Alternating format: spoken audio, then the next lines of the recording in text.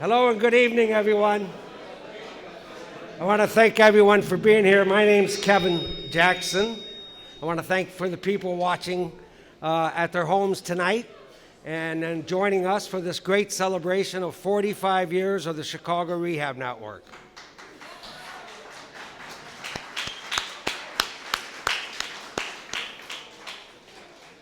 I want to encourage you to take a look at the wall in the back when you get time. It's got some great history of people and places. Tonight, we're here to celebrate. We see this night of 45 years as a launch onto the road to 50 and what needs to happen next for the relationships and resources that we need to continue to do our mission of community empowerment and development without displacement. Without further ado, I want to invite our president, Joy Arrighetti, the CEO of Bickerdike Redevelopment Corporation, and one of the founding members, Bickerdike, was of the Rehab Network in 1977. Joy? Thank you, Kevin. I promise you I wasn't there in 1977. But Bickerdike was, and we surely were part of the founding of an important organization, and I'll tell you why. Because at the time, community development corporations and housing advocates were confronting a much different situation. And with disinvestment, redlining, and a lot of bad things were going on in our neighborhoods. And so why did we create the Chicago Rehab Network? Because we needed to build power. And that's what we've done over the last 45 years. We have built power and brought our community development corporations, our housing advocates, and our allies in the field together to fight for good policy, for social change, and we've accomplished that over the year. And I'll tell you, I've been around for quite a few of those years, not all of them by any stretch of the imagination, because I'm not that old, okay? And I can tell you that when I started at Bickerdike Redevelopment Corporation 27 years ago, and I've been 26 years on the Rehab Network board, seriously, Bill, it was a much different Chicago than the Chicago of today. And I'm really proud to say that a lot of us in this room and our predecessors have been a part of creating that change, including some of the people that we are going to honor here tonight. And I can tell you that there's a lot to look forward to. The Chicago Rehab Network, throughout its 45 years, have brought our members and our allies, including everyone from people in the banking community, in the foundation community, even in the architectural and construction industry, together to really look at and create positive change. And over 45 years, I am really pleased to say that we have created some really great policy, right, Alderman Burnett? I know we have. And let's give it a round of applause for that. We were just remarking on how different it was when we were getting together and we were fighting the good fight and thinking about, actions to organize to get what we wanted and dealing with a mayor that was a much different mayor than we have today. And some of the good fights that we have, and it's wonderful that we did that, but it's wonderful that we're here today, working in a much different environment, bringing people together, and let's talk about COVID, right? And being at the end of what we hope is the end of COVID, and even though we're still living in the midst of it, I see my people shaking their heads, right? And I got my mask tonight. But still, we are out, and I will tell you that 2 years ago, none of us were out. For a lot of us, this is our first event, coming together with our colleagues to really celebrate positive things that are happening in our community. Throughout our 45 years, we really have set some precedents for good things to come. And for 45 years, the Chicago Rehab Network, under really great leadership, has done excellent education in our community, has, through the Empowerment Series. I know I started in the Empowerment Series 27 years ago, and I can tell you that a lot of us in this room have been through the Empowerment Series. And a lot of the research that the Chicago Rehab Network has done over the years, from ward level to police district level to community area level, looking at what's going on in the community so that we could do whatever we were working on, right? And still doing that today. And a lot of us have really used that research and information to turn it into advocacy and social change. And so we build on those years that we've of accomplishments in the research that we've been able to do in the field. And you know, collectively in the city of Chicago, our members have done how much affordable housing, have worked for how much social change, that we have really moved the needle in the area of housing and bringing attention to housing here in the city of Chicago. And we have a lot to build on, a lot to move forward today. That we're 45 years and building toward 50. So I'm going to hand it back to Kevin because we have a lot to go on tonight and a lot of celebrating to keep doing.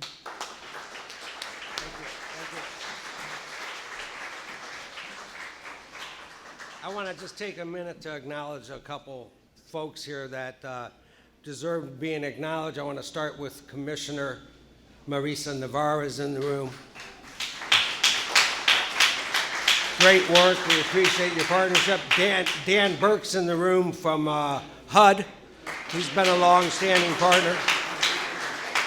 And actually, I could go on and name everyone in this room. We're not going to do that. We want you to have the time to get to meet each other. But I do want to start my appreciation with a recognition of our spouses. My wife, Joanne O'Keefe, she's a professor at Rush. Tony Johnston, who's the head of City Colleges Union, is with Rachel. And Terhonda and others have spouses, but those are the two that are with us right now. I'd like to get ready to start the video. Another acknowledgement I need to make is I want to acknowledge we can't do this without a great staff. Rachel Johnston has led our staff as long as I've been around.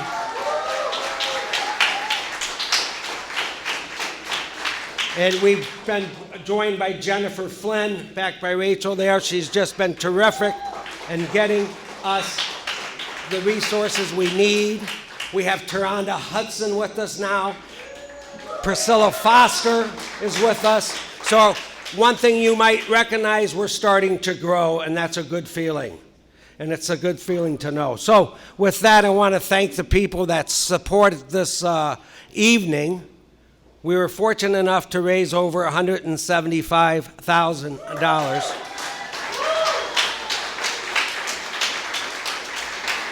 And we're not done yet. We're not done. My brother would always say, you can't be done. Done's in California. It's a little family joke. Sorry it didn't work. All right, so first off, we had a Bricklayer Award level of sponsorship, and BMO Harris came in. CIBC Bank came in, and the Curry E. Monty Foundation came in at that level. The community builder level was filled by Fifth Third Bank. Thank you, Rob. And then we had the groundbreaker level, which was led by Bickerdike Redevelopment's contribution as a sponsor. Lynn Mathis, our good friend, who's been with us in the field. Skender Construction came in, and so did the Harris Family Foundation. The developer sponsorship had quite a few people. Marin, Illinois. We have Applegate, Thorne, and Thompson. We have the Claretian Associates. Angela's on her way. She wears many hats. She's our treasurer. She'll be here. NEF, the National Equity Fund. Crane Construction Company came in. Northern Trust. Let's see, I have TRP in at that level. U.S. Bank, the Resurrection Collaborative, and CREA CREA came in. So we were blessed with that. We're going to keep doing that. But what we're going to do now is stop talking, and we're going to see a new video about the Rehab Network. Thanks for being here.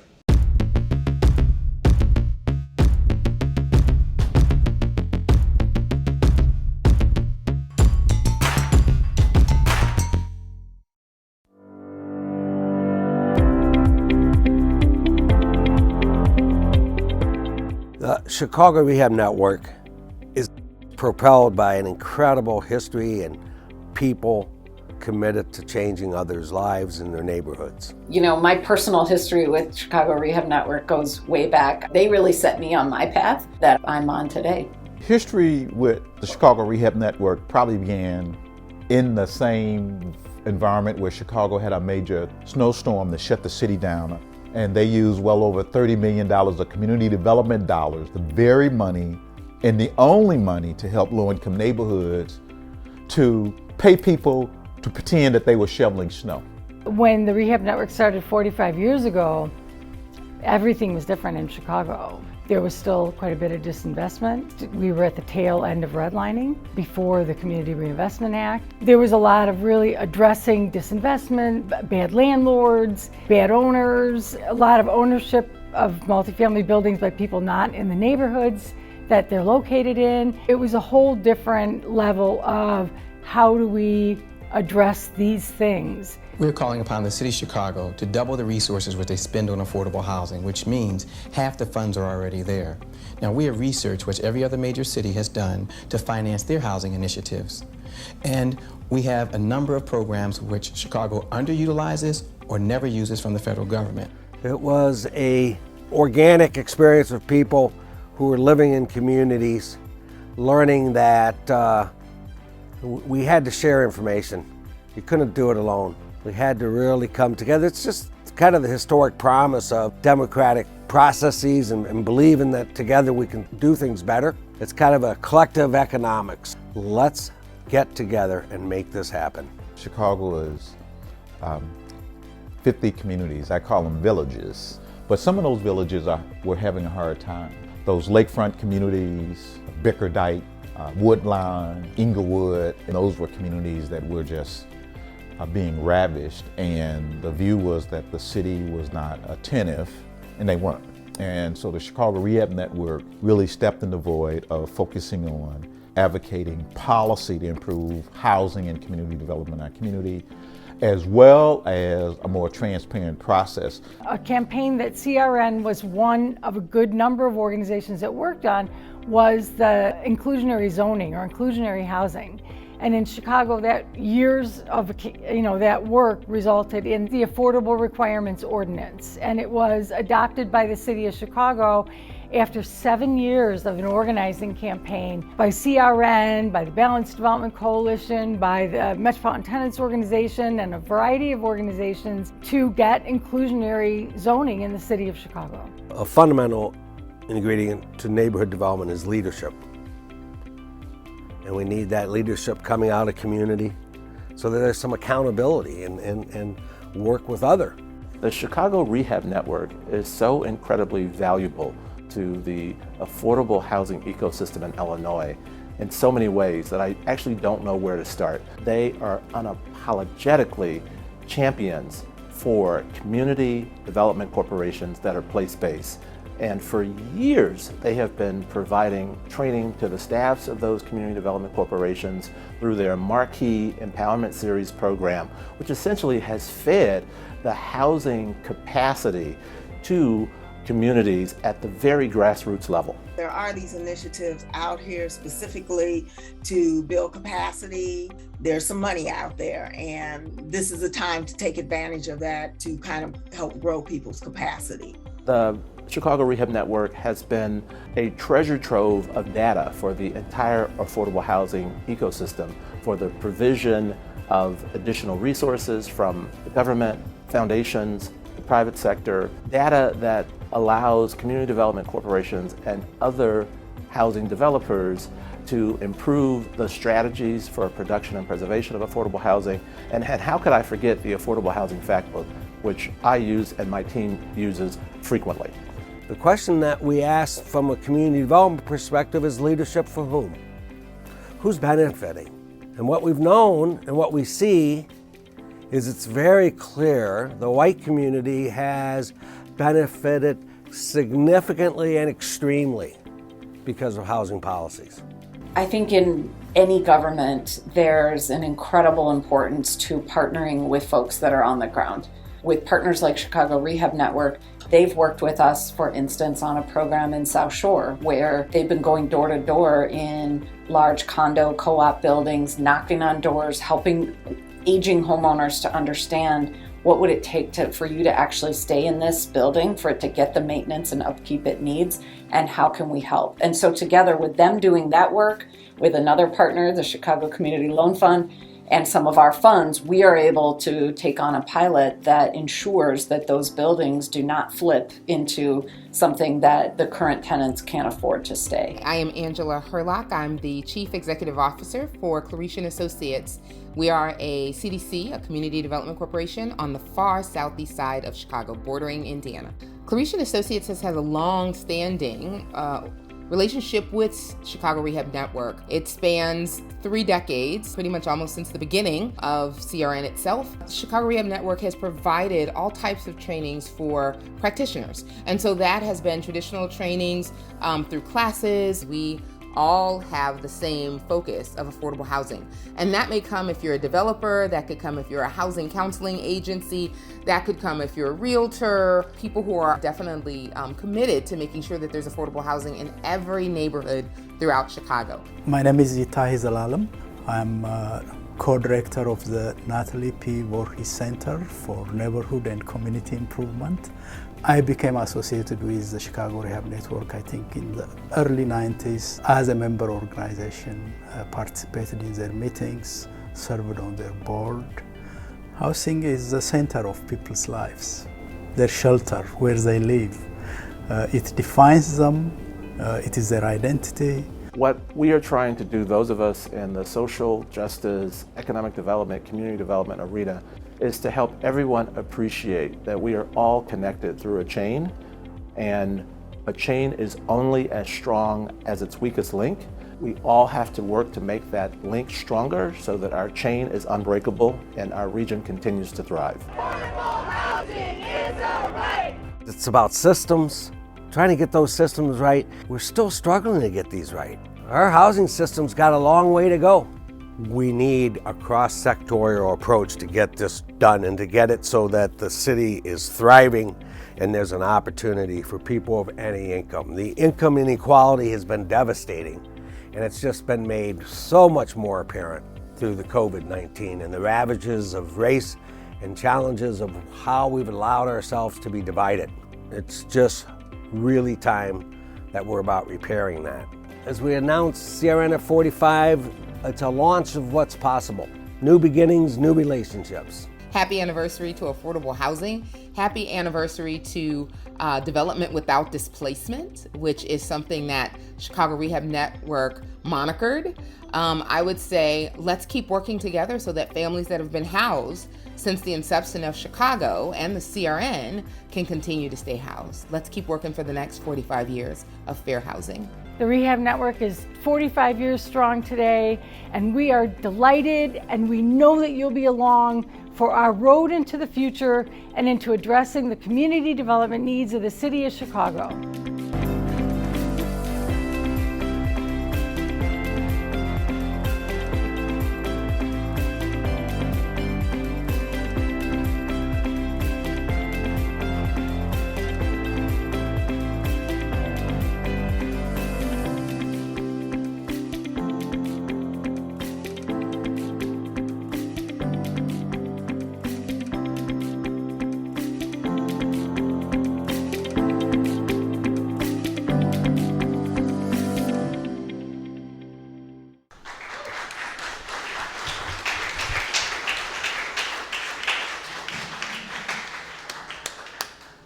Didn't get to give a shout out to our good friend Josh Deeth. Josh has been a great friend to the Rehab Network. He even worked at a member organization in the early 90s, late 80s, as how young he was involved with the vision of community development. Thanks, Josh, and the whole staff of Rev Brew.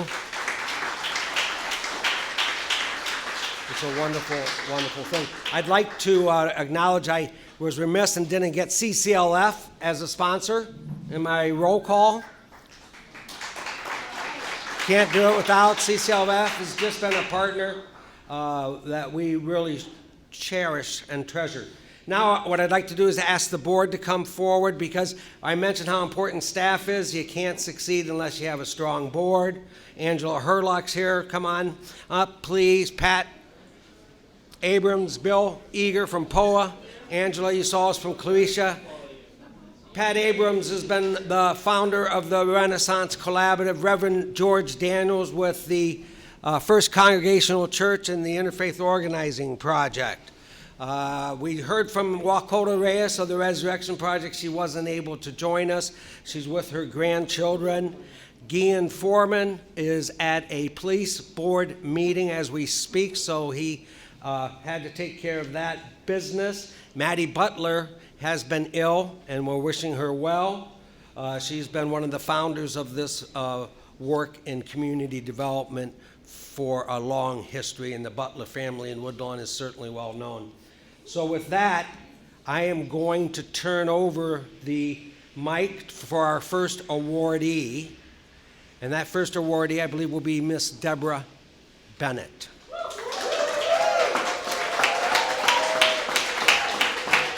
And Deborah, come on up here to present the award is Joy Arugati.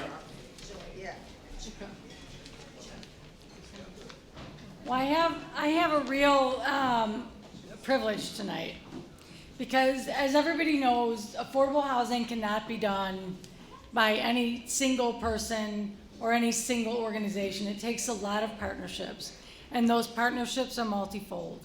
And I will tell you that there's one individual who has been a real partner in affordable housing. With more than 20 years of experience as a community development practitioner, Deborah E. Bennett, notice I got the E in there, has committed her professional career to the revitalization of low-income communities. Ms. Bennett is currently a senior program officer at the Polk Brothers Foundation, where she has been a program area leader for workforce development, affordable housing, community economic development, and safe communities. Previously, Ms. Bennett held positions with Shorebank Corporation and UIC Center for Urban Economic Development. Deborah is more than a trusted partner, but a colleague with a commitment to community-based development that is often rare in philanthropy. And I will tell you that, personally speaking, I think that she has been a real champion of affordable housing and a real champion of the preservation of affordable housing in communities where affordability is being lost and ensuring that housing stays affordable over the long term. And so, without any hesitation, and I was really delighted to present this award, I present the Chicago Rehab Network's Legacy Keeper Award to Deborah Bennett at the podium.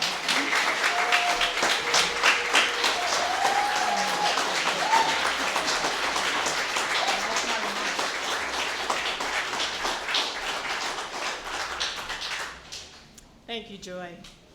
Good evening. Good evening. Thank you to the Rehab Network for this award. I am humbled by the honor. I'd also like to thank my family, friends, and colleagues who came to support me tonight. Congratulations to my fellow awardees. Alderman Burnett, thank you for holding the private developers accountable. Natalie, thank you for your research and reporting. I've learned so much from you. The community development and affordable housing field has evolved over the past 45 years. We've seen the shift from direct federal financing of affordable housing to public-private partnerships to produce and preserve housing. We've moved from measuring the number of units produced or preserved to an understanding that stable, affordable housing is necessary but not sufficient to create healthy, thriving communities. We've honed our messages. We know that housing matters to good health, academic performance, and the ability to get and keep a job. We're being more intentional about addressing the legacy of racial segregation and current zoning and lending policies and practices that intentionally or unintentionally create or exacerbate racial disparities. We are also beginning to acknowledge the limitations of the private market and its failure to keep pace with the demand for affordable housing. Throughout this evolution, the Chicago Rehab Network's mantra development without displacement has remained the same, and the field is catching up. Attitudes about gentrification are changing. We now ask the question, development for whom? We are being much more intentional about not pushing out longtime residents so that they too can enjoy the benefits of development. What will the next 45 years look like?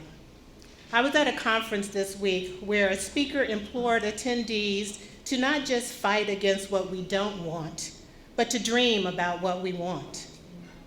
I dream of a time when housing is not a commodity, when it is recognized as the human right that it is. I dream of a world with no homelessness, when every child lays their head down at night in a stable, healthy home. Again, thank you to the Chicago Rehab Network, and I look forward to our continued work together on the road to 50.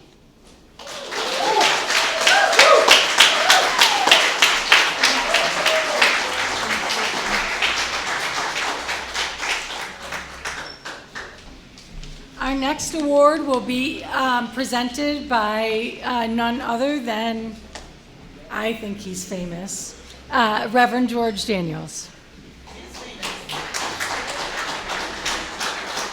Thank you, Joy. And each one in this room have contributed in so many ways to make the community and the neighborhood and our city what it is. So I certainly congratulate CRN on a 40-year anniversary, 45, correction. She has done so much to impact the city, and in so many ways she's an unsung hero. On the different administration, the city really didn't have a housing plan, a policy. And so CRN worked quietly in the background to shape one, to give them something to present that was accommodating to the neighborhoods. So congratulations to all one who have supported CRN.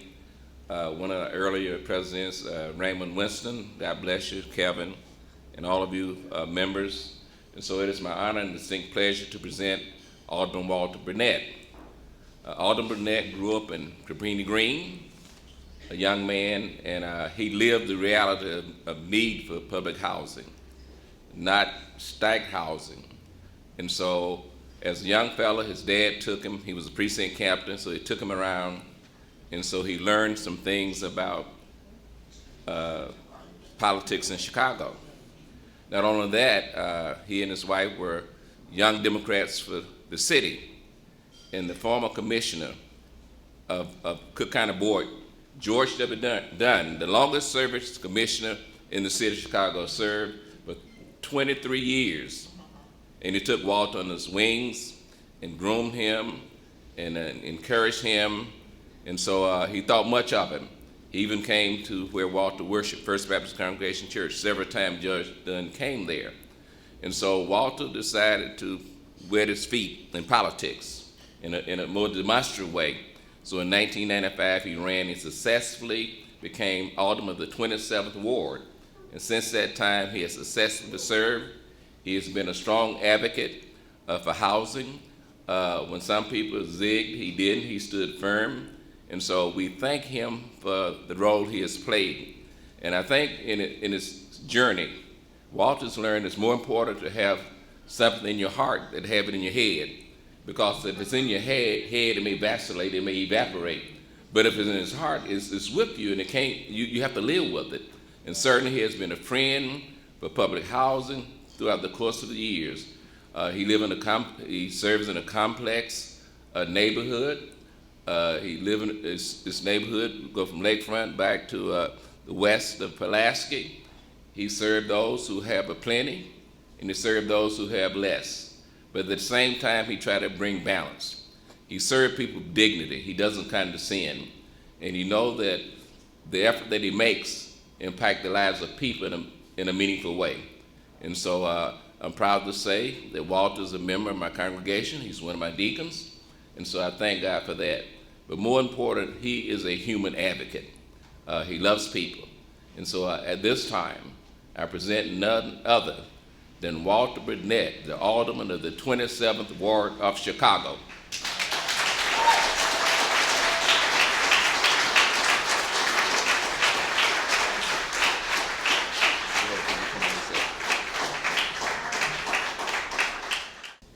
Thank you very much, Pastor. I don't know if you all know what a deacon do at church. We assist the pastor, especially during offering time. So I'm not going to bore you all with that.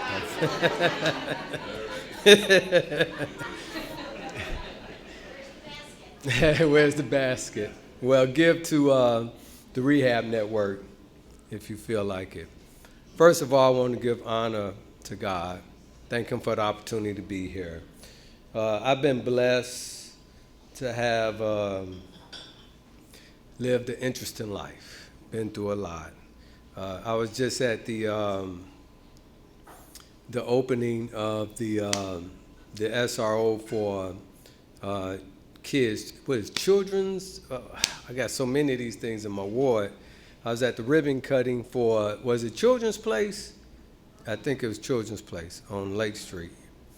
And there was a lot of teenagers there, and they were speaking about being homeless for homeless teens. And Covenant House, right. So it reminded me of my journey. You know, when I was 14, I ran away from home. I wanted to be with my father. He was cool and everything. I didn't want to be with my mom and her boyfriend, so I ran away from home to be with my father. Well, you know, he didn't cook that much. He didn't do a lot of stuff, right? It was different than being with mom. But he only had one bedroom, so I slept on the couch. Then he moved with his girlfriend. I slept on that couch. Then he moved with another girlfriend. I slept on that couch. Then he moved with another girlfriend. I slept on that couch. So I had been sleeping on couches, you know, since the age of 14 until I had an unfortunate situation and got in trouble, right? And I ended up getting a bed, but not where I wanted it to be, right? And that was the first time I had my own bed as a teenager. And then when I came home, I couldn't go back to my mom's house because there was a law that if you have public housing, you're not supposed to have ex-offenders living in your home. So I had to sneak in my mom's house to then sleep on her couch, right? Because my baby brother had my bedroom. and then I had to sleep on other folks' couches until I had the opportunity to get a job. My dad introduced me to George Dunn. I got a job as a draftsman from going to school while incarcerated, and I got me a studio apartment. So my journey has been a journey of sort of being homeless, you know, sort of being in that position where you had to pack your clothes and put it on the side because you don't have a dresser and you don't have a bedroom, and sort of, you know, being in that situation where you use the bathroom and people get upset because they said you messed with something or you left something or all of those things. So I've been through all of those things along with living in public housing, which I thought was great at the time when I lived there. So it's kind of personal to me for folks to have affordable housing in a different in a decent place to live. So that's why I fight. And you know, it's a funny thing, as you be around for a long time, sometimes people forget what you do. So first of all, I want to thank you all for honoring what I have done. I also want to thank all of you all for being involved, from the bankers to the government agencies to the advocates. Thank you all so much for everything that you do. It's so hard to build affordable housing, so many layers that you have to go through, so much patience that you have to have. I really, really appreciate everything that you all do for people in our society because they need it. And if it wasn't for you all, a lot of folks would be on the street or sleeping on couches, right? So I just want to say thank you all. You know, I started, when I first became alderman, they were building the Montgomery Ward building, and it was Mayor Daley's friend. It was Ron Shipka, right? And you remember that? Ron Shipka, Daley's friend. He had all the hookups, and he came over to Cabrini and Montgomery Ward. And I'm like, look, dude, you can't build over here unless you let some CHA people move in there and some affordable housing, right? And he went to Mayor Daley. And they tried to talk to me. I said, no. Then they went to Jesse White. He tried to talk to me, and he saw the passion coming out of me, which I say is the brother man coming out of you. He's like, no, go ahead, Alderman. Do what you going to do, right? Because when that passion come out and you feel a certain way, folks know, don't mess with you, right? Because it's in your heart and you feel it. And so we got Montgomery Wards to do 10% CHA and 10% affordable before there was an ARO. Before there was affordable housing, we got that put in. You know, folks, thank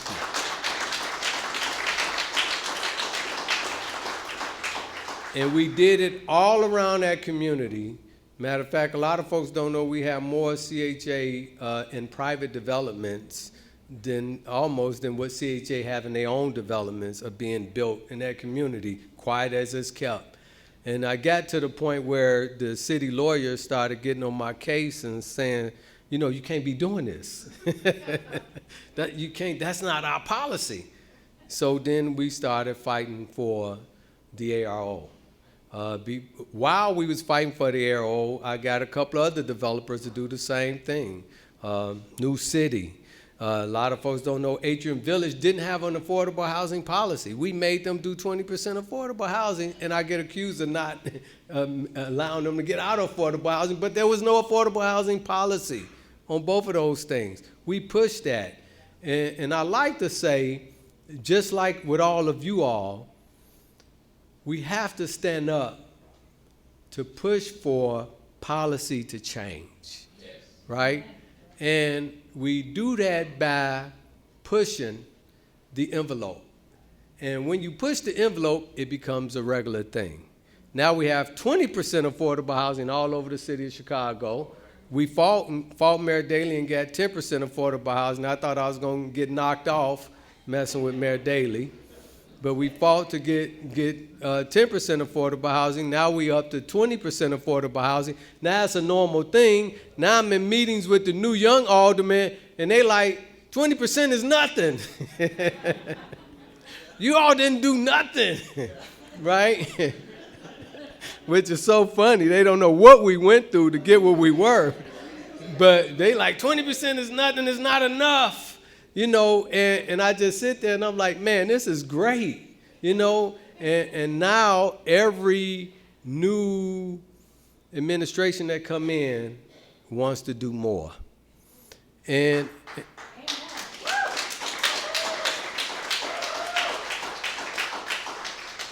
I always say, when you do what God wants you to do, things just happen and doors open.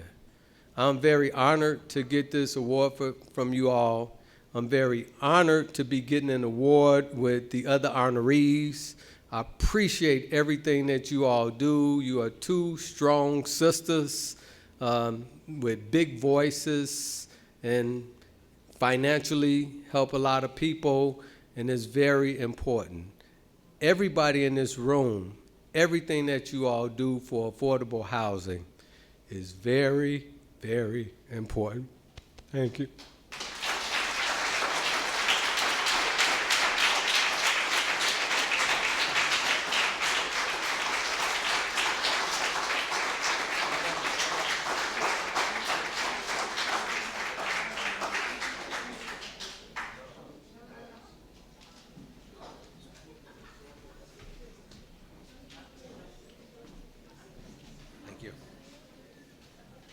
Congratulations. Thanks for the history, Alderman Burnett. Perfect. Our last awardee will be Miss Natalie Moore. She's being presented by our board member, Pat Abrams, who's the executive director of the Renaissance Collaborative. That's a great story, but I'll let her, if you're ever down on Wabash, the Wabash Y is at 38th and Wabash. That was her first building. It's a brilliant piece of work. Thank you, Pat. Well, it's interesting that I get to give Mrs. Moore this award. When I was asked to do it, I'd heard a lot about her, but I guess because she reports all the time on Southside issues, everybody just thought I knew her personally. We were good friends, and I'm thinking, I'd never even met her. I mean, and I said to Kevin, should I make something up about her, or are you going to send me a script so I'll be on point about her? He said, we did the script. So I said, good. So let me tell you who she is in case you all don't know. But she's one of my favorite reporters, but I've never met her before, you know, and I know everybody thinks I have because what she writes and what she talks about is what I always talk about, right? And so it's a privilege to be able to give her this award. Ms. Moore, of course, is a WBEZ reporter, which you all know. And she covers stories about segregation and inequality, which you all know that as well if you've listened to BEZ, or one of my favorite, NPR, or the other one that I listen to all the time when I'm driving is All Things Considered, you know? And you've been thinking about all those things, because that's something to consider, how this country continue to be divided and unequal. And it doesn't seem to bother people as much as it does people like me, who will just say that it's ridiculous. But Nellie has been really focused on broadcasting in places that the intellectuals, I always call them the intellectuals, listen to. The BBC network, you know, the Marketplace, NPR, the Morning Edition, All Things Considered, and the Weekend Edition. Nellie's work has helped shift the way Chicagoans today think about segregation in the region. And I think what I liked about her work is I'm not a Chicagoan. And so when she talks about racism, segregation, and inequality, it's all over America. All you got to do is go to the places and stay for a minute. Sometimes it's sort of hidden, but it's there, you know, and you have to be a person of color to really see that it's there. And I think Chicago is one of the worst. And I don't say that because I've been here for like 50-some years. So I've had an opportunity to observe the underlay of what happens in Chicago around race and segregation. And on the surface, it seems fine, but there's this undertow that's always there. I had a sister tell me the South wasn't the only people who voted for Donald Trump. And if you look at who voted for Donald Trump, it is America who voted for Donald Trump. And so we have to think about that and think about what we need to do to change that landscape. I think Chicagoans today think about how Natalie has been able to break down those little details in a way that everybody can understand it. Actually, when I went and Googled her while I was waiting on Kevin to get back to me, I listened to what she was talking about one of my neighborhood, that's a sister neighborhood to where we are, because we're in Bronzeville, but she was talking about Woodlawn. And Kevin talked about Maddie being the director of Weekend, and she was talking about the story about Weekend and the President's Library and all of that. And I'm thinking that was in 2019, and it was interesting how what she was talking about, it could have been 2022, because it was just that real in terms of what actually happened. And so as I sat there, and she was at Wheaton College, you remember that? You would do a lecture at Wheaton College, and she was talking about that, and the students was really finding it very interesting how segregation had never been really talked about in the open like that, and she was brave enough to say to them just what was, right? That people, like it's the elephant in the room that nobody wants to call the elephant. So what I like about Nellie is her stories, her writings, and her analysis built a foundation of racial equity long before we talked about the murder of George Floyd. You know, that was like and a lot of people say it was because of COVID that a lot of people were home and they actually got to witness what was happening with George Floyd from home when they were supposed to be working. But they were watching TV. That's a part of work, because you got to hear what's going on in the outside world. So I guess that's why people was really outraged about actually seeing how another human being was being treated, and that somebody could actually kill somebody right in broad daylight, and nothing. I mean, it was like that was part of the course. And so having writers who are brave enough to tell the story is a rarity. And so I am so happy that the Rehab Network decided to honor Ms. Moore. And without any further ado, I'm going to bring her on.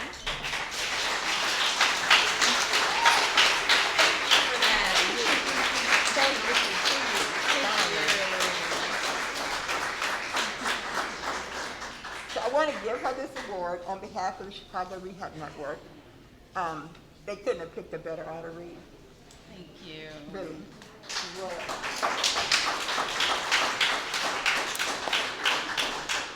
Good evening, everyone. I'm the last speaker. I know you all want to get back to the bar and hang out, so I will keep this brief. Thank you to the Chicago Rehab Network. Thank you, Kevin, for the surprise email saying that you wanted to honor me. And I don't know what I would do if I did not have those Chicago neighborhood fact books. They have helped me with my reporting so much over the years. I was thinking about where my housing journey started, not as a lived experience, but as a reporter. When I moved back to Chicago to go to Northwestern for graduate school, for journalism, we all got to pick a beat, and I said I wanted to cover housing. And I think it was because I thought everyone deserved a place to live. Like, everybody has to live somewhere. Like, it's a basic necessity. And this was in 1998, and Cabrini was getting a lot of attention. And I used to go over to Cabrini and do stories, and this is before the Plan for Transformation was officially started, but Cabrini had already started. And that was the baseline for me. And I didn't grow up, I knew that there was white flight, but I didn't know what white flight really meant. It meant that the government was helping white people leave. They didn't leave black neighborhoods like mine and go pitch tents in the open prairie. The government rolled out the red carpet and built expressways for them to go live in these exclusionary suburbs. I didn't know about racially restrictive covenants. And then last year I found out that the building that we lived in Hyde Park was under a covenant for a story that I did. And so I tried to bring these meaty policy stories to a lived experience, because the academics have done everything that I have done. I'm not really doing anything new, but I'm trying to bring it to the masses. And so I'm very grateful and privileged to do this kind of work. And last week I was cleaning out my kindergartner's backpack, and I saw an envelope that was addressed to City Hall from her. And I said, "What's this?" And she said, "Oh, we had to do an assignment for school." And she wrote a letter to Mayor Lori Lightfoot asking her to do something about homelessness. And I was thinking, what a progressive kindergarten teacher. I said, "Did everybody write this letter?" She said, "No, we could choose who we wrote and what we wrote about." And I was like, "So no one else wrote about homelessness but you?"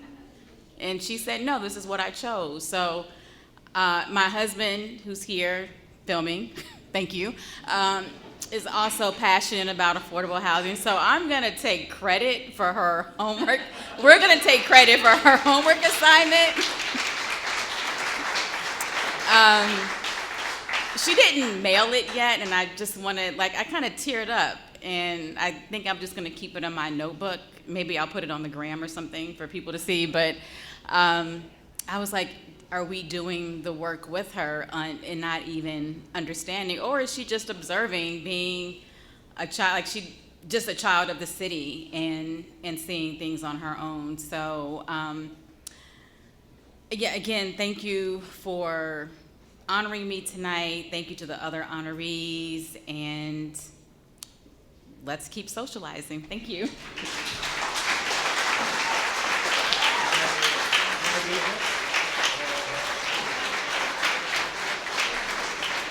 Thank you, Natalie, and thank you all of our awardees. I thought it'd be appropriate to just let you hear what's on the award. It says Chicago Rehab Network Legacy Keeper Award is presented to Natalie Moore in recognition of her exceptional commitment and contribution to building strong communities, May 19th, 2022.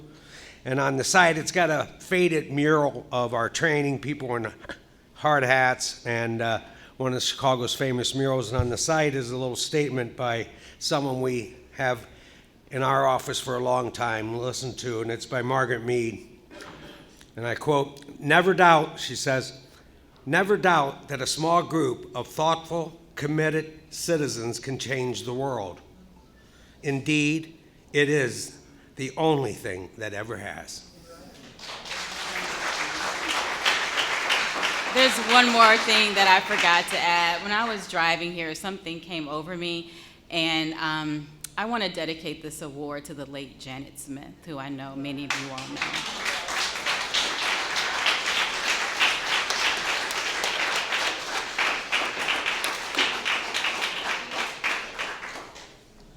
So we're going to wrap up and get back to networking. I would love to have Commissioner Navarro come up if she's still in the house. This is for you. May you continue to have good luck with your... You want to open it? I'll hold it. From the bottom? Okay.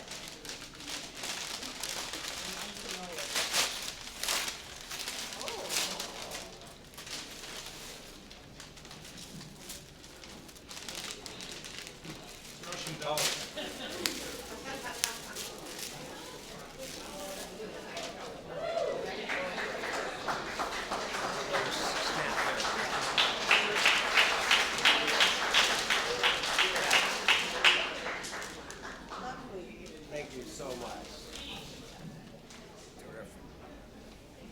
There we are. So, our partners in government and financing institutions and neighborhoods, let's just keep going. There's much to be done.